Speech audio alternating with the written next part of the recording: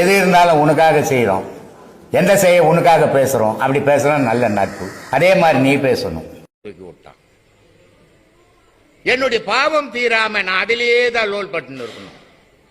அதை தீக்கணும்ன்ற மாதிரி ஒருத்தங்கிட்ட ஒரு 1000 ரூபாய் கடன் வாங்கிட்டீங்கன்னா அதை கொடுக்குற வரைக்கும் நீ கடங்காரன் தானே அவனுக்கு. அப்ப கொடுத்துட்டீங்கன்னா உனக்கு அவனுக்கும் இல்லை, நீ கொடுக்கலன்னா அவனை பார்க்கும் போதெல்லாம் பயப்படுவேன்.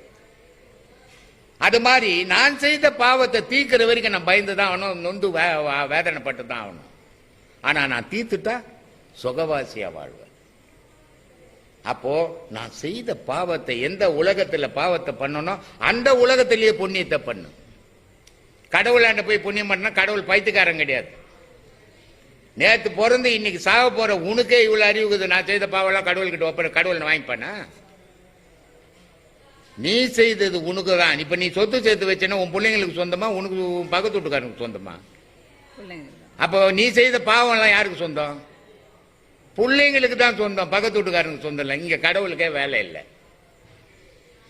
இதுதான் நடந்துகிட்டு உலகத்துல. இதெல்லாம் புரியாம கடவுளை பத்தி புரியாது.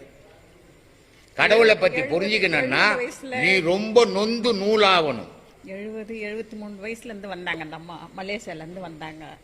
கடவுள் அடியினு தான் வந்தாங்க அவங்க. அப்போ அவங்களுக்கு உபதேசம் கொடுத்து அமிச்சோம், சரி போவோம் அப்படின்னு. யாருக்கு? மலேசியால இருந்து வந்தாங்களே ஒரு அம்மா. ஆமா, அவங்களுக்கு அடைஞ்சாங்களா? அடையல, ஆனா தேடி வந்தாங்க. தேடி வந்தாங்க. உண்மை, அவங்களுக்கு கடவுளுடைய இயக்கங்குது. அவங்க பாரு என்ன சொல்றாங்க பாரு. இதுதான் கடவுளுடைய பற்றுக்கிறவங்களுக்கும் இல்லாதவங்களுக்கும் உள்ள வித்தியாசம். புள்ளக்காரன் டாக்டர் வேற ஒரு இடத்துல, அந்த அம்மா பேரு சிவபாக்கியம், மலேசியால இருந்து வந்தவங்க பேரு சிவபாக்கியம். அந்த அம்மா பேரு, அந்த அம்மா பிள்ளைங்க டாக்டருங்க. அவங்க வேற ஒரு ஆசிரமத்தில் உபதேசம் வாங்கி இருக்கிறாங்க.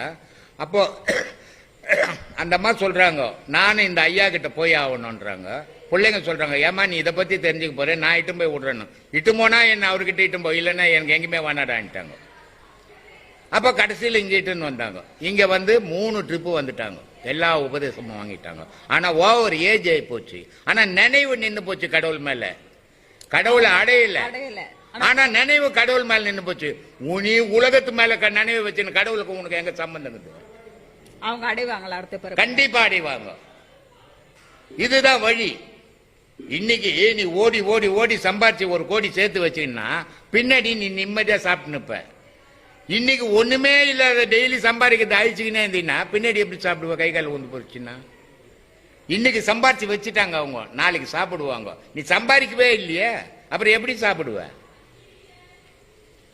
அதனால ஒவ்வொரு மனிதனும் கடவுள் என்ற வைராக்கியத்துல பயணம் பண்ணணும். 1000 துன்பங்கள் வந்தாலும் பயணம் பண்ணணும். ஒவ்வொரு ஆளும் ஆண்டவனை அடைய முடியும், எல்லாராலையும் முடியும். யாராலும் முடியாதுன்றல மனம் இடம் கொடுக்கல. மனம் வெளி உலகத்தில் சுத்தம் போது அதை அடையத்துக்கு முடியாம போயிடுது. அதனால உங்களுக்குள்ள உங்க இறைவன் இருக்கிறான். ஒருத்தங்கிட்ட ஒரு 1000 ரூபாய் கடன் வாங்கிட்டீங்கன்னா அதை கொடுக்குற வரைக்கும் நீ கடங்காரன் தானே அவனுக்கு. அப்ப கொடுத்துட்டீங்கன்னா உனக்கு அவனுக்கும் இல்லை, நீ கொடுக்கலன்னா அவனை பார்க்கும் போதெல்லாம் பயப்படுவேன். அது மாதிரி நான் செய்த பாவத்தை தீர்க்கிற வரைக்கும் நான் பயந்துதான் ஆகணும், நொந்து வேதனைப்பட்டு தான் ஆகணும். ஆனா நான் தீர்த்துட்டா சுகவாசியா வாழ்வேன்.